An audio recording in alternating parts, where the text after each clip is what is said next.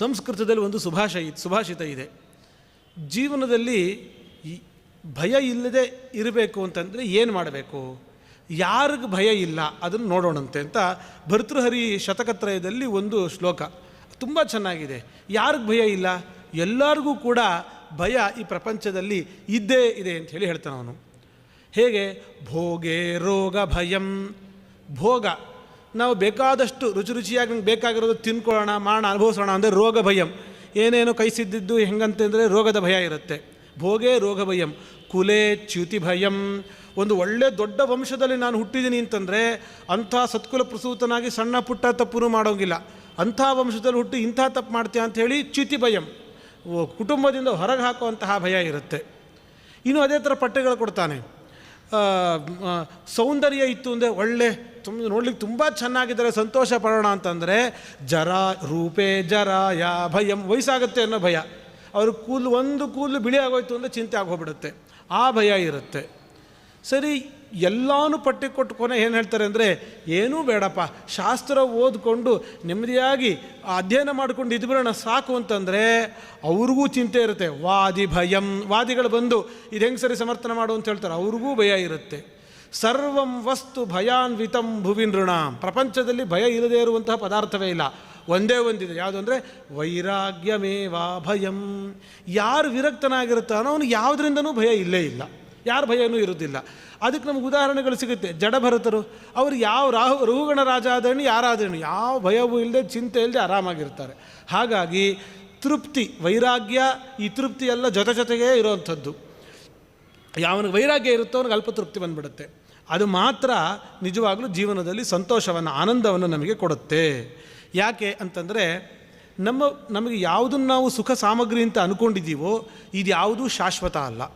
ಯಾವುದು ಶಾಶ್ವತ ಅಲ್ವೋ ಅದು ಒಂದಲ್ಲ ಒಂದು ದಿವಸ ನಮ್ಮನ್ನು ಬಿಟ್ಟು ಹೋಗುತ್ತೆ ಅನ್ನೋದು ತೀರ್ಮಾನ. ಅದು ನಮ್ಮನ್ನು ಬಿಟ್ಟು ಹೋಗುತ್ತೆ ಅನ್ನೋ ತೀರ್ಮಾನ ಆದಮೇಲೆ ಅದರ ವಿಯೋಗದಿಂದ ನಮಗೆ ದುಃಖ ಆಗುತ್ತೆ ಅನ್ನೋದು ತೀರ್ಮಾನ. ಮನುಷ್ಯನ ಸ್ವಭಾವ ಹೇಗಿರುತ್ತೆ ಅಂತಂದರೆ, ನಮಗೆ ಜಾಸ್ತಿ ಬೆಲೆ ಬಾಳೋದು ಬೇಕು ಅಂತ ಅನ್ನೋದೇ. ನಾವು ಯಾವುದಾದ್ರು ಅಂಗಡಿಗೆ ಹೋಗಿ ಏನಾದ್ರು ಒಂದು ಮೊಬೈಲು ಅಥವಾ ಏನೋ ಒಂದು ವಾಷಿಂಗ್ ಮೆಷಿನ್ ಏನು ತೊಗೊಂಡ್ರೂ ಕೂಡ ಎಷ್ಟು ವರ್ಷ ಗ್ಯಾರಂಟಿ ಅಂತ ಕೇಳ್ತೀವಿ. ಯಾವುದಕ್ಕೆ ಜಾಸ್ತಿ ಗ್ಯಾರಂಟಿ ಇದೆ ಅಂತ ನೋಡ್ತೀವಿ. ಜಾಸ್ತಿ ಬಾಳಿಕೆ ಬರೋವಂಥದ್ದು ಬೇಕು ಅಂತ ನಮ್ಮ ಯೋಚನೆ ಇರುವಾಗ ಇದಕ್ಕಾದರೂ ನಿಮಗೆ ಫ್ರಿಡ್ಜ್ಗೆ 2 ವರ್ಷ ಗ್ಯಾರಂಟಿ ಅಂತ ಕೊಡಬಹುದು. ಆದರೆ ನಮ್ಮ ಜೀವಿತಕ್ಕೆ ಯಾರು 1 ತಾಸು ಗ್ಯಾರಂಟಿ ಕೊಡಲಿಕ್ಕೆ ಸಾಧ್ಯ ಇದೆ? ಗ್ಯಾರಂಟಿಯೇ ಕೊಡಲಿಕ್ಕಾಗದೇ ಇರೋ ಅಂತಹ ಈ ಒಂದು ಪದಾರ್ಥದ ಮೇಲೆ ಹೇಗೆ ತಾನೇ ಅಭಿಮಾನ ಇಡೋದು? ಅನಿತ್ಯಂ ಯಾವ್ದ್ಯಾವುದು? ಯೌವನಂ, ರೂಪಂ ಸೌಂದರ್ಯ, ಜೀವಿತಂ ನಮ್ಮ ಜೀವನ, ರತ್ನ ಸಂಚಯ ನಾವು ಬೆಲೆ ಬಾಳೋ ಪದಾರ್ಥಗಳನ್ನೇನು ಸಂಗ್ರಹ ಮಾಡಿರ್ತೀವಿ ಅದು, ಐಶ್ವರ್ಯಂ ಪ್ರಿಯ ಸಂವಾಸ ಯಾರು ನಾವು ತುಂಬ ಇಷ್ಟಪಡ್ತೀವಿ, ಪ್ರೀತಿಸ್ತಾ ಇರ್ತೀವಿ, ಅಭಿಮಾನ ಇಟ್ಟಿರ್ತೀವಿ, ಅವರ ಸಹವಾಸ, ಅವ್ರ ಜೊತೆಗೆ ಒಟ್ಟಿಗೆ ವಾಸ ಮಾಡೋದು, ಇದ್ಯಾವುದೂ ಕೂಡ ಶಾಶ್ವತ ಅಲ್ಲ. ಯಾವ ಕ್ಷಣದಲ್ಲಿ ಇದರ ವಿಯೋಗ ಆಗುತ್ತೆ ಅಂತ ಹೇಳೋಕ್ಕಾಗೋದಿಲ್ಲ. ಆದ್ದರಿಂದ ಗೃಧ್ಯೆ ತತ್ರ ನಪಂಡಿತ, ನಿಜವಾದ ಜ್ಞಾನಿ ಅಂತ ಆದರೆ ಇವುಗಳ ವಿಷಯದಲ್ಲಿ ಅವನು ಆಸೆ ಬಿಟ್ಬಿಡಬೇಕು. ಏನು ಇರುತ್ತೆ ತಮ್ಮಲ್ಲಿ ಅದನ್ನು ಅನುಭವಿಸೋಣಂತೆ ಅಷ್ಟೇ. ಇನ್ನೂ ಬೇಕು ಅನ್ನುವಂಥ ಆಸೆಯನ್ನು ಆ ಕಾರಣಕ್ಕಾಗಿ ಬಿಟ್ಬಿಡಬೇಕು. ನಹಿ ಸಂಚಯವಾನ್ ಕಶ್ಚಿತ್ ದೃಶ್ಯತೆ ನಿರುಪದ್ರವ. ಎಂಥ ಒಂದು ಚಾಲೆಂಜಿಂಗ್ ಮಾತನ್ನು ಮಹಾಭಾರತ ಹೇಳುತ್ತೆ ಅಂತಂದರೆ, ಇಡೀ ಪ್ರಪಂಚದಲ್ಲಿ ಯಾರು ಸಂಚಯವಾನ್ ತುಂಬ ದುಡ್ಡನ್ನು ಸಂಗ್ರಹ ಮಾಡ್ಕೊಂಡಿದ್ದಾನೆ ಆದರೂ ಯಾವುದೂ ಉಪದ್ರವ ಇಲ್ಲ. ಯಾವನಿದಾನ ಆ ಥರ? ಯಾವನು ಆ ರೀತಿಯಾಗಿ ಇರಲಿಕ್ಕೆ ಸಾಧ್ಯನೇ ಇಲ್ಲ. ಇನ್ನೂ ಮುಂದುವರೆದು ಎಷ್ಟು ಚೆನ್ನಾಗಿ ಆ ಮಹಾಭಾರತದಲ್ಲಿ ಒಂದು ಮಾತು ಹೇಳ್ತಾರೆ ಅಂತಂದರೆ, ಇಲ್ಲ ನನಗೆ ದುಡ್ಡು ನಾನು ಸಂಗ್ರಹ ಮಾಡ್ತೀನಿ, ಏನಕ್ಕೋಸ್ಕರ ಅಂತಂದರೆ ನನಗೆ ಧರ್ಮಾನುಷ್ಠಾನ ಮಾಡಬೇಕು, ಸತ್ಕರ್ಮಗಳು ಮಾಡಬೇಕು, ನಾನು ದೊಡ್ಡ ಯಜ್ಞ ಯಾಗಗಳು ಮಾಡಬೇಕು ಅಂತ ಇದೆ, ಅನೇಕ ದಾನ ಧರ್ಮಗಳನ್ನು ಮಾಡಬೇಕು ಅಂತ ಇದೆ, ಒಂದು ದೇವಸ್ಥಾನ ಕಟ್ಟಿಸ್ಬೇಕು ಅಂತ ಇದೆ, ನಮ್ಮನೆ ದೇವರಿಗೆ ಎಲ್ಲದಕ್ಕೂ ಬೆಳ್ಳಿ ಕವಚ ಮಾಡಿಸ್ಬೇಕು ಅಂತ ನನಗೆ ಇದೆ. ಇದಕ್ಕೋಸ್ಕರ ನಾನು ದುಡ್ಡನ್ನು ಬಯಸ್ತೀನಿ, ಇದೇನು ತಪ್ಪಿಲ್ವಲ್ಲ? ನಾನು ಒಂದು ಒಳ್ಳೆ ಕಾರ್ ತೊಗೊಳ್ಬೇಕು ಮಾಡಬೇಕು ಅಂತ ಬಯಸಿದ್ರೆ ತಪ್ಪು, ಇದಕ್ಕೋಸ್ಕರನಾದರೂ ಬಯಸಬಹುದಲ್ವಾ? ಅಗ್ನಿಹೋತ್ರ ಮಾಡಬೇಕು ಅನ್ನೋದಕ್ಕೆ ಎಷ್ಟು ಖರ್ಚಾಗುತ್ತೆ, ಎಷ್ಟು ಇದಾಗುತ್ತೆ, ಅದಕ್ಕಾಗಿ ನಾನು ಸಂಪತ್ತನ್ನು ಬಯಸ್ತೀನಿ ಅಂತಂದರೆ ಅದೂ ಬೇಡ ಅಂತ ಅಂದ್ಬಿಡ್ತಾರೆ. ಯಾಕೆ ಅಂತಂದರೆ ಅದಕ್ಕೇನು ಶುರುವಾಗಿ ಇನ್ನೆಲ್ಲೋ ಕೊನೆ ಆಗಿಬಿಡುತ್ತದು. ಧರ್ಮಾರ್ಥಂ ಯಸ್ಯ ವಿತ್ತೇಹ, ಧರ್ಮಕ್ಕೋಸ್ಕರ ಅಂತಲೇ ಯಾರಿಗೆ ದುಡ್ಡು ಬೇಕು ಅನ್ನೋ ಆಸೆ ಇರುತ್ತೆ ಅಂಥವರು ವರಂ ತಸ್ಯ ನಿರೀಹತ, ಅವರ ಆಸೆಯನ್ನು ಬಿಟ್ಬಿಡೋದು. ಧರ್ಮಕ್ಕೋಸ್ಕರನಾದರೂ ಕೂಡ ದುಡ್ಡಿನ ಆಸೆಯನ್ನು ಬಿಟ್ಬಿಡೋದು ಒಳ್ಳೆಯದು ನೋಡಿ. ಯಾಕೆಂದರೆ ಶಾಸ್ತ್ರದಲ್ಲಿ ಅದಕ್ಕೋಸ್ಕರನೇ ನಾವು ದಾನ ಮಾಡಬೇಕಾದ್ರೆ ಎಷ್ಟು ದಾನ ಮಾಡಬೇಕು, ಇಷ್ಟು ರೂಪಾಯಿ ಅಂತ ಶಾಸ್ತ್ರ ಹೇಳೋದೇ ಇಲ್ಲ. 100 ರೂಪಾಯಿ 1000 ರೂಪಾಯಿ ಅಂತ ಹೇಳೋದೇ ಇಲ್ಲ. ನಿನ್ನ ಹತ್ರ ಎಷ್ಟಿದೆ ಅಷ್ಟರ ಇಷ್ಟನೇ ಒಂದು ಭಾಗವನ್ನು, ಇಷ್ಟು ಪರ್ಸೆಂಟನ್ನು ದಾನ ಮಾಡುವಂಥ ಧರ್ಮಶಾಸ್ತ್ರ ಹೇಳುತ್ತೆ. ಹಾಗಾಗಿ ನಮ್ಮ ಹತ್ರ ಅಷ್ಟಿಲ್ಲ, ನಾನು ಅದಕ್ಕೋಸ್ಕರ ಅಂತ ದುಡ್ಡು ಸಂಪಾದನೆ ಮಾಡಬೇಕು ಅಂತ ಹಿಂದೆ ಬೀಳೋದು ಬೇಡ. ನನಗೆ ನನ್ನ ಯೋಗ್ಯತೆಗೆ ನನ್ನ ಸಾಮರ್ಥ್ಯಕ್ಕೆ ಏನು ನನ್ನ ಇದು ಸಂಗ್ರಹ ಆಗುತ್ತೋ ಅದರಲ್ಲಿ ಎಷ್ಟಾಗುತ್ತೋ ಅಷ್ಟು, ₹1 ಪರವಾಗಿಲ್ಲ, ಅಷ್ಟೇ ದಾನ ಪರವಾಗಿಲ್ಲ ಅಂತ ಶಾಸ್ತ್ರ ಹೇಳುತ್ತೆ. ಹಾಗಾಗಿ ವರಂ ತಸ್ಯ ನಿರೀಹತ, ಆಸೆ ಪಡೋದು ಬಿಡೋದೇ ಒಳ್ಳೆಯದು. ಯಾಕೆ ಅಂತ ಹೇಳಿದ್ರೆ ಪ್ರಕ್ಷಾಲನಾಧಿಪಂಕಸ್ಯ ಶ್ರೇಯೋ ನ ಸ್ಪರ್ಶರಂ ನೃಣಾಂ. ನಾವು ಹೋಗಿ ಕೆಸರು ಮೇಲೆ ಬಿದ್ದು ಆಮೇಲೆ ತೊಳ್ಕೊತೀವಿ ಅಂತ ಅನ್ನೋದ್ರ ಬದಲು ಅದ್ರ ಹತ್ರ ಹೋಗದೇ ಇರೋದೇ ವಾಸಿ. ಹಾಗೆ ಇಲ್ಲಾಯಿತು, ನಾವು ದುಡ್ಡನ್ನು ಸಂಗ್ರಹ ಮಾಡ್ತೀವಿ, ಆಮೇಲೆ ಅದನ್ನು ತೊಳ್ಕೊಳ್ಳೋಕ್ಕೆ ಸತ್ಕರ್ಮ ಮಾಡ್ತೀವಿ ಅಂತಂದರೆ ಬೇಡ. ಅದು ಮುಂದೆ ಖಂಡಿತವಾಗಿಯೂ ಅದು ತೃಷ್ಣಾಗೆ ಕೊನೆಯಾಗಿ, ಅತಿಯಾಸೆಯಲ್ಲಿ ಕೊನೆಯಾಗಿ ನಾವು ಹಾಳಾಗಲಿಕ್ಕೆ ಕಾರಣ ಆಗುತ್ತೆ. ಹಾಗಾಗಿ ಅದಕ್ಕಾಗಿಯೂ ಕೂಡ ಸಂಗ್ರಹ ಮಾಡೋದು ಒಳ್ಳೆಯದಲ್ಲ ಅಂಥೇಳಿ ಇಷ್ಟು ದೀರ್ಘವಾಗಿ ಆ ಒಂದು ಉಪದೇಶವನ್ನು ಮಾಡ್ತಾರೆ. ಹಾಗಾಗಿ ನೀ ಯಾವ ಚಿಂತೆ ಮಾಡಬೇಡ, ನಾವು ಹೇಗೆ, ನಮ್ಮನ್ನು ನೋಡ್ಕೊಳ್ಳೋದು ಹೇಗೆ, ನಮಗೆ ಬ್ರಾಹ್ಮಣರಿಗೆ ಆಹಾರಕ್ಕಾದರೂ ಸಂಗ್ರಹ ಮಾಡೋದು ಹೇಗೆ ಅಂತ ಒಂದು ಚಿಂತೆ ಇರುತ್ತೆ. ಇಷ್ಟೆಲ್ಲ ಉಪದೇಶ ಮಾಡಿ ಅವನ ಮನಸ್ಸಿಗೆ ಧೈರ್ಯ ಬರುವಂಥದ್ದು. ಯಾಕೆಂದರೆ ತನ್ನೆಲ್ಲ ಸಂಪತ್ತನ್ನು ಕಳ್ಕೊಂಡು ಬಂದಿದ್ದಾನೆ, ಅವನು ತುಂಬ ದುಃಖದಲ್ಲಿದ್ದಾನೆ. ಆ ಸಂಪತ್ತು ದುಃಖಕ್ಕೆ ಕಾರಣ ಆಗುತ್ತೆ, ನಿನ್ನಿಂದ ಬಿಟ್ಟು ಹೋಗಿದ್ದು ಒಳ್ಳೆಯದೇ ಆಯಿತು ಬಿಡು ಅನ್ನೋ ಅರ್ಥದಲ್ಲಿ ಉಪದೇಶವನ್ನು ಮಾಡಿದಾಗ ಅವನಿಗೆ ಮನಸ್ಸಿಗೆ ಒಂದಿಷ್ಟು ಧೈರ್ಯ ಬರುತ್ತೆ ಅನ್ನೋ ಕಾರಣಕ್ಕಾಗಿ ಉಪದೇಶ ಮಾಡ್ತಾರೆ. ಅದಕ್ಕೆ ಅವನು ತುಂಬ ಚೆನ್ನಾಗಿ ಅಷ್ಟೇ ಅವನು ಕೇಳಬೇಕಾದ ಧರ್ಮರಾಜ ಯುಧಿಷ್ಠಿರ ಅಂದರೆ ಧರ್ಮಮೂರ್ತಿ, ಅವನು ಧರ್ಮವನ್ನು ಚೆನ್ನಾಗಿ ತಿಳಿದಂಥವನು. ಅವನು ಉತ್ತರ ಕೊಡ್ತಾನೆ, ದುಡ್ಡನ್ನು ನಾವು ಬಯಸಲೇಬಾರದು ಅಂತ ಅನ್ನೋಕ್ಕಾಗೋದಿಲ್ಲ. ಯಾರು ಈ ಮಾತನ್ನು ಹೇಳ್ಬೋದು ಅಂದರೆ ಬ್ರಹ್ಮಚಾರಿ, ವಾನಪ್ರಸ್ಥ, ಯತಿಗಳು ಹೇಳಬಹುದು. ಆದರೆ ಗೃಹಸ್ಥನಾದವನು ಹಂಗೆ ಹೇಳಲಿಕ್ಕೆ ಸಾಧ್ಯ ಇಲ್ಲ. ಯಾಕೆ ಅಂದರೆ ಗೃಹಸ್ಥ ಧರ್ಮ, ಈಗ ಸನ್ಯಾಸಿಯ ಧರ್ಮ ಅಂತ ಏನಿರುತ್ತೆ ಅದಕ್ಕೆ ದುಡ್ಡು ಬೇಕಾಗಿಲ್ಲ. ಆದರೆ ಗೃಹಸ್ಥನ ಧರ್ಮ ಅಂತೇನಿದೆ ಅದನ್ನು ಪಾಲಿಸ್ಬೇಕಾದ್ರೆ ದುಡ್ಡು ಬೇಕೇ ಬೇಕಾಗುತ್ತೆ. ಅದಿಲ್ಲದೆ ಅವನು ಗೃಹಸ್ಥ ಧರ್ಮವನ್ನೇ ಪಾಲಿಸ್ಲಿಕ್ಕಾಗೋದಿಲ್ಲ. ಹಾಗಾಗಿ ಒಂದಿಷ್ಟಾದರೂ ಕೂಡ ಅವನ ಸಂಚಯವನ್ನು ನಿರೀಕ್ಷೆ ಮಾಡಲೇಬೇಕಾಗತ್ತೆ ಅಂತ ಅವನು ಯುಧಿಷ್ಠಿರ ಹೇಳ್ತಾನವನು. ಸಂವಿಭಾಗೋ ಹಿ ಭೂತಾನಾಂ ಸರ್ವೇಷಾಮೇವ ದೃಶ್ಯತೆ. ಯಾವತ್ತು ನಮ್ಮದು ಏನಿದೆಯೋ ಅದನ್ನು ಹಂಚಿಕೆ ಆಗಬೇಕದು, ನಮ್ಮಲ್ಲೇ ಉಳ್ಕೊಂಡಿರಬಾರ್ದು. ಸಂಪತ್ತು ಒಂದು ಕಡೆ ಸಂಗ್ರಹ ಆಗಿ ಉಳ್ಕೊಳ್ಬಾರ್ದು, ಅದ್ರ ಫ್ಲೋ ಇರಬೇಕು. ಅದನ್ನು 4 ಜನಕ್ಕೆ ಹಂಚಬೇಕು. ದಾನದ ರೂಪದಲ್ಲಿಯೋ ಸಹಾಯದ ರೂಪದಲ್ಲಿಯೋ ಯಾವುದೋ ಒಂದು ರೂಪದಲ್ಲಿ ಅದೆಲ್ಲವೂ ಕೂಡ ಹೋಗ್ತಾ ಇರಬೇಕು. ಅದನ್ನು ಅದೇ ಲೋಕದಲ್ಲಿ ಕಂಡಿದೆ. ಯಾರಿಗೆ ಅಪಚಮಾನೇಭ್ಯ, ಯಾರಿಗೆ ಊಟಕ್ಕೂ ಗತಿ ಇರೋದಿಲ್ವೋ ಅವ್ರಿಗೆ ಊಟದ ವ್ಯವಸ್ಥೆಯನ್ನು ಮಾಡಲಿಕ್ಕಾದರೂ ಮಾಡಬೇಕು. ಹಾಗಾಗಿ ಗೃಹಸ್ಥನ ಅತಿ ದೊಡ್ಡ ಕರ್ತವ್ಯಗಳಲ್ಲಿ ಯಾವುದನ್ನು ಹೇಳ್ತಾರೆ ಅಂತಂದರೆ ಇದು ಅತಿಥಿ ಸತ್ಕಾರ. ಅತಿಥಿಯಿಂದ ಯಾರು ನಮ್ಮ ನಿರೀಕ್ಷೆ ಇಲ್ಲದೆ, ಆಹ್ವಾನ ಇಲ್ಲದೆ ಬಂದಿರ್ತಾರೆ ಅವರಿಗೆ ಸತ್ಕಾರ ಮಾಡಬೇಕು. ಪ್ರತಿದಿನ ಏನು ಮಾಡಬೇಕು, ಧರ್ಮಶಾಸ್ತ್ರ ಏನು ಹೇಳುತ್ತೆ ಅಂತಂದರೆ ಪೂಜೆ ಎಲ್ಲ ಆಯಿತು, ನೈವೇದ್ಯ ಆಯಿತು, ವೈಶ್ವದೇವ ಬಲಿಹರಣ ಎಲ್ಲ ಆಯಿತು ಅಂತಂದಮೇಲೆ ಇನ್ನೇನು ಮುಗೀತು, ತಾನು ಊಟ ಕೂತ್ಕೋಬೋದಾ? ಇಲ್ಲ. ಇಷ್ಟು ಹೊತ್ತು ಕಾಲ ಅಂತ ಇದೆ. ಒಂದಿಷ್ಟು ಕಾಲ ಅತಿಥಿಗಳು ಯಾರಾದರೂ ಬರ್ತಾರಾ ಅಂತ ಕಾಯಬೇಕು. ಯಾರು ಬಂದರೆ ಅವ್ರಿಗೆ ಬಡಿಸಿ ಊಟ ಮಾಡೋಣ ಅಂತ ಹೇಳಿ ಬರ್ತಾರಾ ಅಂತ ಕಾದು ಆಮೇಲೆ ತಾನು ಊಟ ಕೂತ್ಕೊಳ್ಬೇಕು ಅಂತ ಗೃಹಸ್ಥನ ಧರ್ಮವನ್ನು ಶಾಸ್ತ್ರ ಹೇಳುತ್ತೆ. ಹಾಗಾಗಿ ಅತಿಥಿ ಸತ್ಕಾರ ಎಷ್ಟು ಮುಖ್ಯ ಅಂತ ಹೇಳಿ ಇದರಿಂದ ಗೊತ್ತಾಗುತ್ತೆ. ಅತಿಥಿ ಸತ್ಕಾರ ಹೇಗೆ ಮಾಡಬೇಕು ಅವನಾದರೂ ಅಂತಂದರೆ ಅಲ್ಲೂ ಅಷ್ಟೇ ಏನು ಯಥಾಶಕ್ತಿ ಮಾಡಬಹುದು. ತೃಣಾನಿ, ಇದು ಎಲ್ರಿಗೂ ಇಂಥ ಅತಿಥಿ ಸತ್ಕಾರ ಎಲ್ರಿಗೂ ಮಾಡಲಿಕ್ಕೆ ಆಗೋವಂಥದ್ದು. ಅದಕ್ಕೆ ಶ್ರೀಮಂತಿಕೆ ಬೇಕು ಅಂತೇನಿಲ್ಲ. ತೃಣಾನಿ, ತೃಣ ಅಂತಂದರೆ ಹುಲ್ಲಿನ ಚಾಪೆ ಅಂತ ಅರ್ಥ. ಯಾರಾದ್ರು ಬಂದಾಗ ಒಂದು ಬನ್ನಿ ಕೂತ್ಕೊಳ್ಳಿ ಅಂತ ಒಂದು ಆಸನ ಕೊಡಬೇಕು. ಭೂಮಿ, ಎಲ್ಲರೂ ಪ್ರಯಾಣ ಮಾಡ್ಕೊಂಡು ಬಂದಿದ್ದರೆ ಇವತ್ತೊಂದು ದಿವಸ ನಮ್ಮಲ್ಲಿ ಇದ್ದು ಹೋಗಿ ನೀವು ಅಂಥೇಳಿ ಅವ್ರಿಗೊಂದು ಆಶ್ರಯ ಕೊಡಬೇಕು. ಉದಕಂ, ನೀರು ಕುಡಿತೀರಾ ಅಂತ ನೀರು ಕೇಳಬೇಕು. ವಾಕ್ ಚತುರ್ಥಿ, 4ನೇದು ಯಾವುದು ಅಂದರೆ ಒಳ್ಳೆ ಮಾತು ಹೇಳಬೇಕು. ಯಾವ ಊರಿಂದ ಬಂದಿದ್ದೀರಿ, ತಾವು ತಮ್ಮ ಹೆಸರೇನು, ತಾವು ಏನು ಮಾಡ್ಕೊಂಡಿದ್ದೀರಿ, ತುಂಬ ಸಂತೋಷ ಆಯ್ತು ತಾವು ನಮ್ಮ ಮನೆಗೆ ಬಂದಿದ್ದು ಅಂತ ಹೇಳಿ ಇವ್ರಿಗೆ ಮನೆಗೆ ಬಂದಿದ್ದಕ್ಕೆ ಅವ್ರಿಗೆ ಸಂಕೋಚ ಪಡ್ತಾ ಇರ್ತಾರೆ. ಯಾರೇ ಆದರೂ ಹೇಳದೆ ಹೋಗೋದು ಅಂತಂದರೆ ಅವ್ರ ಸಂಕೋಚ ಪರಿಹಾರ ಆಗೋ ರೀತಿಯಲ್ಲಿ ಮಾತುಗಳನ್ನು ನಾವು ಆಡಬೇಕು. ಇದೇ ಗೃಹಸ್ಥನ ಕರ್ತವ್ಯ ಆಗಿರುತ್ತೆ. ಧ್ಯೇಯ ಮಾರ್ತಸ್ಯ ಶಯನಂ, ಯಾರು ರೋಗಿ ಇರ್ತಾನೋ ಅವನಿಗೆ ಹಾಸಿಗೆ ಕೊಡಬೇಕಂತೆ. ಯಾರು ತುಂಬ ಆಯಾಸಗೊಂಡಿರ್ತಾನೋ ಅವನು ಕೂತ್ಕೊಳ್ಳಿಕ್ಕೆ ಆಸನ ಕೊಡಬೇಕು. ತೃಷಿತಸ್ಯ ಚ ಪಾನೀಯಂ, ಬಾಯಾರದವನಿಗೆ ನೀರು ಕೊಡಬೇಕು. ಹಸಿವಾದವನಿಗೆ ಊಟವನ್ನು ಕೊಡಬೇಕು. ಇದು ಗೃಹಸ್ಥನ ಧರ್ಮ. ಮತ್ತು ಇನ್ನು ಯಾವ ರೀತಿ ಸತ್ಕಾರ ಮಾಡಬೇಕು ಅಂತ ಇನ್ನೊಂದು ಶ್ಲೋಕದಲ್ಲಿ ಹೇಳ್ತಾರೆ. ಬಂದವರಿಗೆ ಚಕ್ಷುರ್ದದ್ಯಾತ್, ಮೊದಲು ನಮ್ಮ ನೋಟವನ್ನು ಕೊಡಬೇಕು. ಬಂದಾಗ ಅವರು ನೋಡಬೇಕು. ಹಿಂಗೆ ತಿರುಗುಟಪ್ಪ ಬಂದ್ರಲ್ಲಪ್ಪ, ನೋಡಿದ್ರೆ ಮತ್ತೆ ಮಾತಾಡಿಸ್ಬೇಕಾಗುತ್ತೆ, ಬನ್ನಿ ಅನ್ಬೇಕಾಗತ್ತೆ, ನೋಡೋದೇ ಬೇಡ ಅಂತ ಹಂಗೆ ಮಾಡಬಾರ್ದು. ಯಾಕೆಂದರೆ ಅತಿಥಿಗಳು ಬಂದಿದ್ದಾರೆ ಅಂತಂದರೆ ಸ್ವತಃ 5 ಅಗ್ನಿಗಳನ್ನು ಇಟ್ಕೊಂಡು ಬಂದಿರ್ತಾರೆ.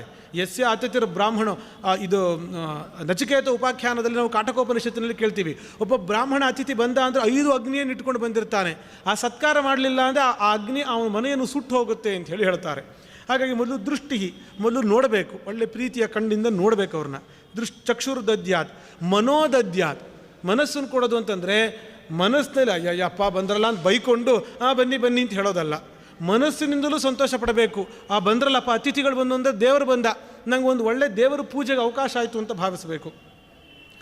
ವಾಚಂ ದದ್ಯಾತ್ ಸುಭಾಷಿತಂ, ಒಳ್ಳೆ ಮಾತುಗಳನ್ನು ಕೊಡಬೇಕು, ಅವ್ರಿಗೆ ಹೇಳಬೇಕು.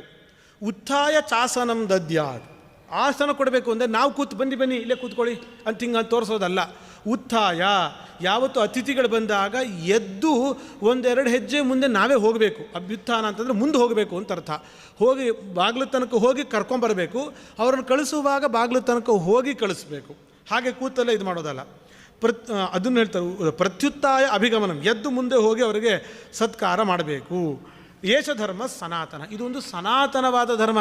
ಇವತ್ತೇನೋ ನಾನು ನಿಮಗೆ ಉಪದೇಶ ಮಾಡ್ತಾ ಇರೋದು ಅಂತಲ್ಲ, ಇದು ಹಿಂದಿನ ಬ್ರಹ್ಮಕಲ್ಪದಲ್ಲಿ, ಅದರ ಹಿಂದಿನ ಬ್ರಹ್ಮಕಲ್ಪದಲ್ಲಿ ಯಾವಾಗಲೂ ಇದ್ದಂತಹ ಒಂದು ಧರ್ಮ ವ್ಯವಸ್ಥೆ ಅಂದರೆ ಇದೆ.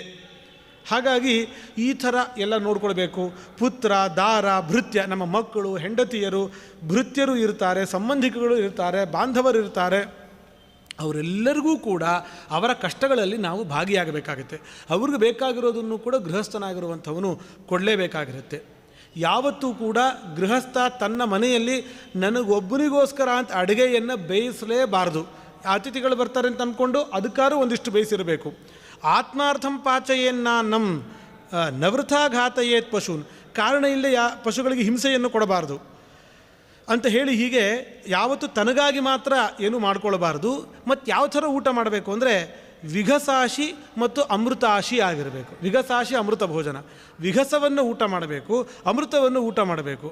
ಏನು ವಿಘಸ ಅಂತಂದರೆ ಏನು ಅಂತಂದರೆ ಬಂದಂತಹ ಅತಿಥಿಗಳಿಗೆ, ಹಿರಿಯರಿಗೆ, ಯೋಗ್ಯರಿಗೆ ಅನ್ನ ಕೊಟ್ಟು ತಾನು ಊಟ ಮಾಡ್ತಾನಲ್ಲ, ಉಳಿದ ಅನ್ನ, ಅದನ್ನು ವಿಘಸಾಶನ ಅಂತ ಹೇಳಿ ಕರೀತಾರೆ. ಇನ್ನು ವೈಶ್ವದೇವಾದಿಗಳನ್ನು ಮಾಡಿ ಉಳಿದಿರೋ ಅನ್ನ ಇದೆಯಲ್ವ, ಅದನ್ನು ಅಮೃತ ಅಂತ ಹೇಳಿ ಕರೀತಾರೆ. ಅದನ್ನು ಅಮೃತ ಭೋಜನವನ್ನು ಮಾಡಬೇಕು. ಹಾಗಾಗಿ ಇಷ್ಟೆಲ್ಲ ಗೃಹಸ್ಥನಾದಂಥವನ ಕರ್ತವ್ಯ ಇರುತ್ತೆ. ಯೋದದ್ಯಾದ್ ಅಪರಿಕ್ಲಿಷ್ಟಂ ಅನ್ನಮಧ್ವನಿ ವರ್ತತೆ ಶ್ರಾಂತಾಯ ಅದೃಷ್ಟಪೂರ್ವಾಯ ತಸ್ಯ ಪುಣ್ಯ ಫಲಂ ಮಹತ್. ಅತಿಥಿ ಸತ್ಕಾರದಲ್ಲೂ ಫಲದಲ್ಲಿ ಒಂದು ತಾರತಮ್ಯ ಇರುತ್ತೆ. ಅತಿಥಿ ಸತ್ಕಾರ ಅಂದೇನು, ನಮ್ಮ ಏರಿಯಾದಲ್ಲಿರೋರೆ ನಮಗೆ ತುಂಬ ಪರಿಚಯದವರು ಅಥವಾ ನಮ್ಮ ಬಂಧುಗಳೇ ಹೇಳದೆ ಇದ್ದಕ್ಕಿದ್ದಂಗೆ ಬಂದಿರ್ತಾರೆ. ಬಂದ ತುಂಬ ಸಂತೋಷ ಆಯಿತು, ಬನ್ನಿ ಊಟಕ್ಕೆ ಎದ್ದೇಳಿ ಅಂತ ಹೇಳಿ ಅವ್ರನ್ನ ಕೂಡಿಸಿದ್ರೆ ಅದಕ್ಕೂ ಪುಣ್ಯ ಇದೆ, ಅನಿರೀಕ್ಷಿತವಾಗಿ ಬಂದ ಕೂಡಿಸಿದ್ರೆ. ಆದರೆ ನಮಗೆ ಪರಿಚಯ ಇಲ್ಲದೇ ಇರೋರು ಬಂದು ಸ್ವಲ್ಪ ಆ ಸರ್ಕಲ್ ಹೊರಗಾಗ್ತಾ ಇದ್ದಂತಷ್ಟು ಅವ್ರಿಗೆ ಮಾಡಿದ ಸತ್ಕಾರದಿಂದ ಪುಣ್ಯ ಜಾಸ್ತಿ ಆಗ್ತಾ ಹೋಗ್ತಾ ಇರುತ್ತೆ. ಸ್ವಲ್ಪ ಹೊರಗಿನ ಸರ್ಕಲ್ ಅವರು ನಮ್ಮ ಬಂಧುಗಳಲ್ಲ, ಆದರೆ ನಮ್ಮ ಪರಿಚಯದವರೇ ಬಂದಿದ್ದಾರೆ ಅಂತಂದರೆ ಬನ್ನಿ ಊಟಕ್ಕೆ ಕೇಳಿ ಅಂತನೋ ಅಥವಾ ಯಾವುದೋ ಒಂದು ಈ ಥರ ಎದ್ದು ಬನ್ನಿ ಅಂತ ಕರೆದು ಆಸನ ಕೊಟ್ಟು ಏನಾದ್ರು ಮಾಡಿ ಸತ್ಕಾರ ಮಾಡಿದ್ರೆ ಅದಕ್ಕೆ ಇನ್ನೂ ಜಾಸ್ತಿ ಪುಣ್ಯ ಇರುತ್ತೆ. ಅದಕ್ಕಿಂತ ಜಾಸ್ತಿ ಪುಣ್ಯ ಯಾವುದಕ್ಕೆ ಅಂತಂದರೆ ಅಧ್ವನಿ ವರ್ತತೆ. ಯಾರೋ ಒಂದು ಊರಿಂದ ಇನ್ನೊಂದು ಊರಿಗೆ ಪ್ರಯಾಣವನ್ನು ಮಾಡ್ತಾ ಇರ್ತಾರೆ, ಅವ್ರಿಗೆ ದಾರಿ ಹೋಕರಿಗೆ ಒಂದು ವ್ಯವಸ್ಥೆ ಆಗಬೇಕಾಗಿರುತ್ತೆ, ಊಟ ತಿಂಡಿ ಇಳ್ಕೊಳ್ಳೋಕೆ ವ್ಯವಸ್ಥೆ ಆಗಬೇಕಾಗಿರುತ್ತೆ. ಅಂಥವ್ರಿಗೆ ಬಂದಾಗ ಶ್ರಾಂತಾಯ, ಆಯಾಸ ಆಗಿರುತ್ತೆ ಅವ್ರಿಗೆ, ದಾರಿಯ ಪ್ರಯಾಣ ಮಾಡ್ಕೊಂಬಂದಿರ್ತಾರೆ. ಅದೃಷ್ಟಪೂರ್ವಾಯ, ಅವ್ರು ನಮ್ಗೆ ಯಾವತ್ತೂ ನಮಗೆ ಪರಿಚಯನೇ ಇಲ್ಲ, ನೋಡೇ ಇಲ್ಲ, ಮೊದಲನೇ ಸತಿ ನಾವು ನೋಡ್ತಾ ಇದ್ದೀವಿ, ಆದರೂ ಪರವಾಗಿಲ್ಲ ಅಂತ ಅವ್ರಿಗೆ ಸತ್ಕಾರ ಮಾಡಿದ್ರೆ ತಸ್ಯ ಪುಣ್ಯ ಫಲ ಮಹತ್, ತುಂಬ ದೊಡ್ಡ ಪುಣ್ಯ ಅದಕ್ಕೆ ಇರುತ್ತೆ. ಹಾಗಾಗಿ ಹಿಂದಿನ ಕಾಲದಲ್ಲೆಲ್ಲ ಅದೆಲ್ಲ ಇವಾಗ ನಮಗೆ ಇದು ಅಂದಾಜು ಬರೋದಿಲ್ಲ. ಯಾಕೆಂತಂದರೆ ಈಗ ಎಲ್ಲ ಕಡೆ ಯಾವ ಊರಿಗೆ ಹೋದ್ರೂ ಒಂದು ರಾಯರ ಮಠ ಅದು ಇದು ಒಂದು ವ್ಯವಸ್ಥೆ ಇರುತ್ತೆ, ಫೋನ್ ಮಾಡಿ ನಾವು ಈ ಕಡೆ ಬರ್ತಾ ಇದ್ದೀವಿ ಅಂತ ಹೇಳಬಹುದು, ಏನೋ ಒಂದು ಮಾಡ್ಕೋತಾರೆ. ಆದರೆ ಹಿಂದಿನ ಕಾಲದಲ್ಲಿ ಆ ಥರ ಇರ್ತಾರಲ್ಲ, ನಡ್ಕೊಂಡು ಹೋಗಬೇಕಾಗಿತ್ತು, ಬಂಡಿಯನ್ನು ತೊಗೊಂಡು ಹೋಗಬೇಕಾಗಿತ್ತು, ಯಾವುದೋ ದಾರಿ ಹಳ್ಳೀಲಿ ನಿಳ್ಕೊಳ್ಳುವಂತಹ ಸ್ಥಿತಿ ಬರ್ತಾಯಿತ್ತು. ಆಗ ಜನಗಳು ಅಷ್ಟೇ ಸಂತೋಷವಾಗಿ ಅತಿಥಿ ಸತ್ಕಾರವನ್ನು ಮಾಡ್ತಾಯಿದ್ರು. ಅದಕ್ಕೆ ತುಂಬ ಪುಣ್ಯ ಅನ್ನೋದು ಇರ್ತಾಯಿತ್ತು. ಅಹೋಬತ ಮಹತ್ ಕಷ್ಟಂ ಇಷ್ಟೆಲ್ಲ ಯುಧಿಷ್ಠಿರ ಹೇಳ್ತಾನೆ. ಹಾಗಾಗಿ ಯುಧಿಷ್ಠಿರ ತಾನು ಕಾರಣ ಕೊಟ್ಟ, ತಾನು ಯಾಕಾಗಿ ಒಂದಿಷ್ಟು ದುಡ್ಡು ಕಳ್ಕೊಂಡೆ ಅಂತಂದರೆ, ಯಾವ ದುಡ್ಡು ಕಳ್ಕೊಂಡೆ ನಂಗೆ ಚಿಂತೆ ಅಲ್ಲ, ಅತಿಥಿ ಸತ್ಕಾರಕ್ಕಾಗಿ ನನಗೆ ಸಂಪತ್ತು ಬೇಕಾಗಿತ್ತು, ಆ ಸಂಪತ್ತಿನಿಂದ ನೀವು ನನ್ನ ಜೊತೆಗೆ ಬರ್ತೀನಿ ಅಂತಂದರೆ ಬನ್ನಿ ಅಂತ ಹೇಳೋ ಧೈರ್ಯ ಇಲ್ಲ ನನಗೆ, ಬನ್ನಿ ನಿಮಗೆಲ್ಲ ವ್ಯವಸ್ಥೆ ಮಾಡ್ತೀನಿ ಅಂತನೋ ಧೈರ್ಯ ಇಲ್ಲ ಅಂತಂದರೆ ಅದಕ್ಕಾಗಿ ನಾನು ತುಂಬ ದುಃಖ ಪಡ್ತಾ ಇದ್ದೀನಿ ಅಂತ ಹೇಳಿದಾಗ ಆಗ ಆ ಶೌನಕ ಬ್ರಾಹ್ಮಣರಿಗೆ ತುಂಬ ದುಃಖ ಆಗುತ್ತೆ, ಬೇಜಾರಾಗುತ್ತೆ, ಅಯ್ಯೋ ಪಾಪ ಅಂತ ಅನಿಸಿ ಅವ್ರು ಹೇಳ್ತಾರೆ, ಅಹೋಬತ ಮಹತ್ ಕಷ್ಟಂ ವಿಪರೀತಮಿದಂ ಜಗತ್. ಈ ಜಗತ್ತು ಎಷ್ಟು ವಿಪರೀತ ವ್ಯತ್ಯಾಸವಾಗಿ ಇದೆ, ಎಷ್ಟು ಅನ್ಯಾಯ ನಡೆಯುತ್ತೆ. ಏನ ಅಪತ್ರಪತೆ ಸಾಧು ಅಸಾಧುಸ್ತೇನ ತುಷ್ಯತಿ. ಇಲ್ಲಿ ಯುಧಿಷ್ಠಿರ ಇಷ್ಟು ದುಃಖ ಪಡ್ತಾ ಇದ್ದಾನೆ, ಈಗ ಅದೇ ಹೋಗಿ ಹಸ್ತಿನಾವತಿಗೆ ನೋಡಿದ್ರೆ ಎಲ್ಲ ಮೋಸದಿಂದ ಕಿತ್ಕೊಂಡಂತಹ ಆ ಸಂಪತ್ತಿನಿಂದ ಅವನು ಎಷ್ಟು ಸಂತೋಷ ಪಡ್ತಾ ಇರ್ತಾನೆ. ಯಾವತ್ತೂ ಅಧರ್ಮ ಮಾರ್ಗದಲ್ಲಿ ಕೆಟ್ಟದ್ದನ್ನು ಮಾಡಲಿಕ್ಕೆ, ಅದನ್ನು ಸ್ವೀಕಾರ ಮಾಡಲಿಕ್ಕೆ ಸಜ್ಜನರು ತುಂಬ ನಾಚಿಕೆ ಪಡ್ತಾರೆ. ಅಪತ್ರಪತೆ, ತುಂಬ ಸಂಕೋಚ ಆಗುತ್ತೆ, ನಾಚಿಕೆ ಆಗುತ್ತೆ. ಆದರೆ ಅಸಾಧುಗಳು ಕಿಂಚಿತ್ತೂ ನಾಚಿಕೆ ಹೇಸಿಗೆ ಇಲ್ಲದೆ ಅದನ್ನು ಸ್ವೀಕಾರ ಮಾಡ್ತಾರೆ. ಎಂಥ ಅನ್ಯಾಯ ಇದು ಅಂತ ಹೇಳಿ ಅವರು ದುಃಖದ ತಮ್ಮ ಅಭಿಪ್ರಾಯವನ್ನು ವ್ಯಕ್ತಪಡಿಸ್ತಾರೆ ಅವರು.